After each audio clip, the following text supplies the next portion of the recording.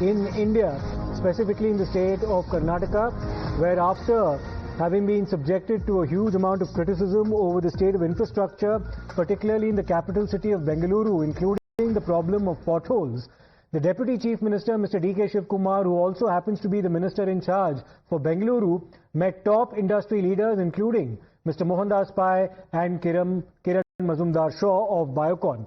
Municipal commissioners were also present during that meeting. Mr. Shivakumar confirmed that the meeting took place and said posts on the issue have hurt Bengaluru's brand. The talks focused on improving the city's road infrastructure. That was something that was discussed with industry leaders. Here's what Mr. DK Shivakumar had to say. Of course, I had a meeting yesterday with Kiran Mazumdar, Mr. Mohandas Pai and some other friends, with my team of my officials. They have guided us. I have requested them, it is your Bangalore, you have to know, you have grown from Bangalore. More than 10 lakh software engineers are working in the code. We are coming out with a detailed plan of that. I have asked Mr. Priyanka and other team first initially to speak to all the CEOs before the tech summit. One day I'm going there, coming out with a big program for that overall. So California has 13 lakh people working in one place. Here this 10 only in one place. But Bangalore has 25 lakh engineers working in the software.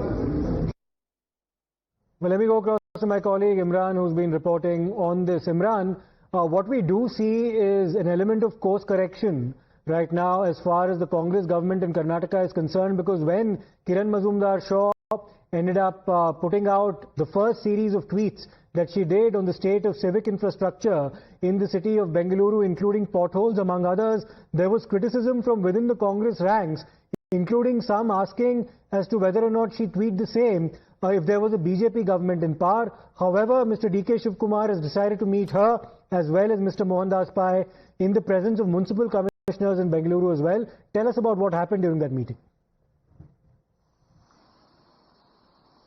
Well, yesterday they had a dinner meeting along with several officials of the state government.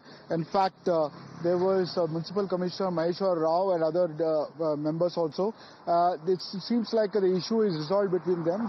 For almost a month, there was a Twitter war going on between Kiran Mazumdar-Shaw, Mohandas Pai and DK Shivakumar over the infrastructure issue is concerned, the potholes are concerned, or the other issues of Bengaluru concerned. So there was, we saw that last Diwali she had met DK Shivakumar at his house, but yesterday's dinner meet was what were resolved. In fact, sources who are private to the meeting said that the Kiran Mazumdar-Shaw again said that she is raised up the issue of Bangalore infrastructure. Right, Imran, I just need to interrupt you for one moment because we have Mr. Mohandas Pai now speaking to us. Very good afternoon to you, sir.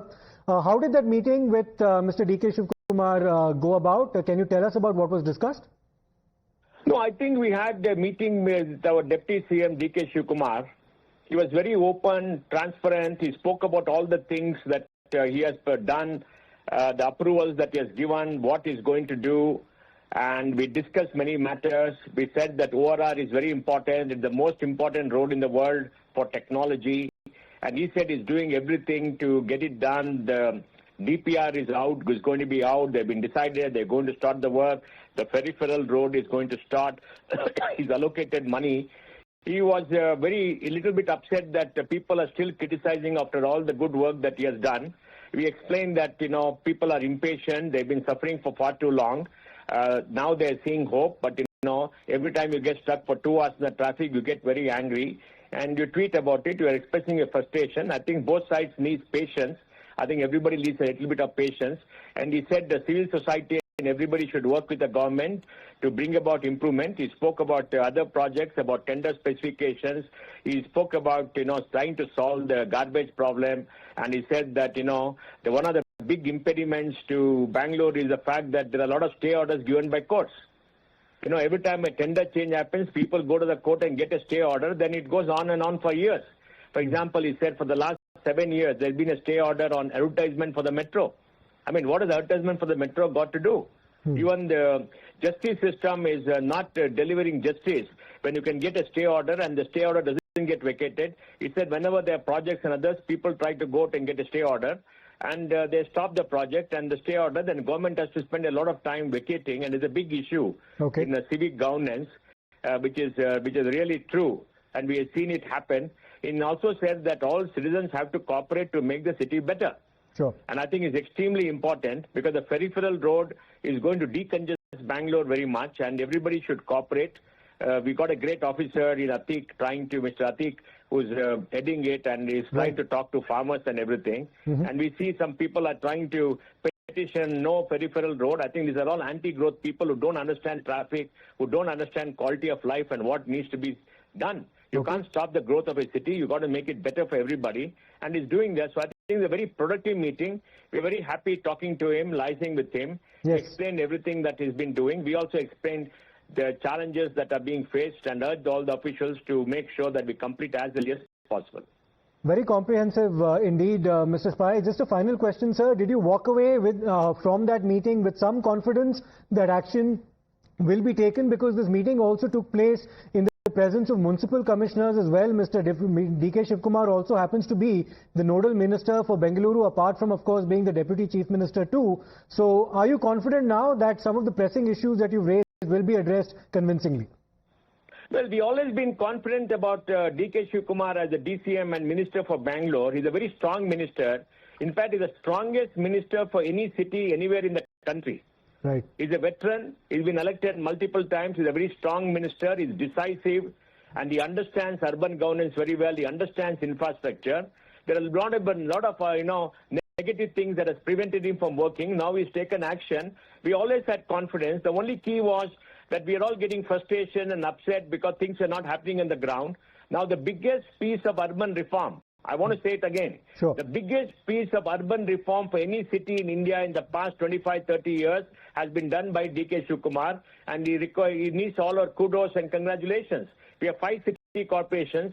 We have a clear law, and we have clear demarcation of duties, and all of the 5 city corporations are working. We have 5, municipal corporation commissioners. They're all working together. He has given funding to them. He has given money to each one of them, and they're working to increase revenues. He said he increased revenues from 3,500 crores to 5,600 crores of property tax. It can easily go up to 10,000 crores. There's so much potential in the city. So I think we always had confidence. The only question was the lack of action on the ground, or let's say adequate action on the ground. The challenges of Bangalore are so much, so many potholes, so many bad roads accumulated over the years. Sure. It will take some time to do it. Right. We have action. So I think, our confidence level only went up. I can't say we went away with confidence. Our confidence level went up because we are seeing much more action in the ground. And the GBA Commissioner Maheshwar Rao was fantastic. He was so positive, full of action, and we had all the answers. We had Mr. Atik too, and both were great officers. So I think it's a very, very good meeting, and I'm sure we'll all work together to make Bangalore better. All right. Many thanks for that detailed explanation and description that you've given us of that meeting that you had, Mr. Mohandas Pai, with Mr. DK Shivakumar. Of course, Kiran Mazumdar-Shaw also part of that meeting as well. We stay focused on Bengaluru because there's been an instance of civic apathy that's come to light in Karnataka's capital city. A 26-year-old woman lost her life after the two-wheeler that she was riding in as a pillion skid on the road, and she was run over subsequently by a lorry. Now the victim has been identified as one Priyanka Kumari Punia, and she was traveling with her brother Naresh, who sustained injuries in this accident, which took place in the outskirts of Bengaluru. Priyanka's brother has now blamed the poor condition of the road for this mishap, claiming that the car ahead of him had to brake due to potholes, which made his bike skid and threw his sister on the road, after which she was crushed by an approaching vehicle. Speaking exclusively to Times Now, Naresh has said that this very stretch of the road has been in poor condition since pipe work has been taking place there for a few months now, adding that despite several accidents, authorities have failed to repair that road. The road, Puthole Road. Right. There were big pipes that were inserted around 7-8 months back, I guess. And after that, that road was never constructed. Okay. And this is on the left side of the road towards NH4. Mm-hmm. And about 2 kilometers from my home, I was about to reach NH4. So it was almost half a kilometer, 1 kilometer from there. Right. There was a pickup in front of me, pickup truck, and in front of that there was a car. Mm-hmm. And that car, because the road condition was bad, it abruptly stopped, and due to that I put on the brake, and the road was so narrow. Mm-hmm. Now, that's the version of Naresh. However, the police in Karnataka, in Bengaluru, have a different version to what exactly was the turn of events and the circumstances in which this tragedy unfolded. As per the police, the mishap did not occur due to potholes. They claim that Priyanka was not wearing a helmet, because of which she lost her life. Now, there's also politics that's now playing out over this unfortunate incident.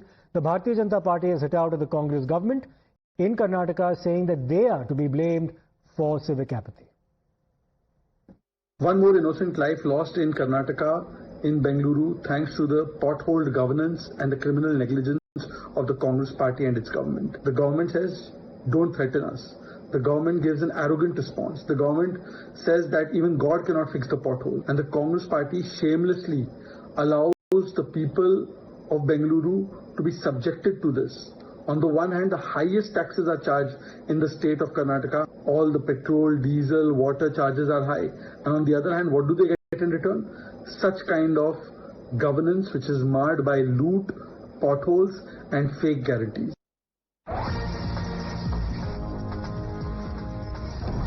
We now turn our attention to the state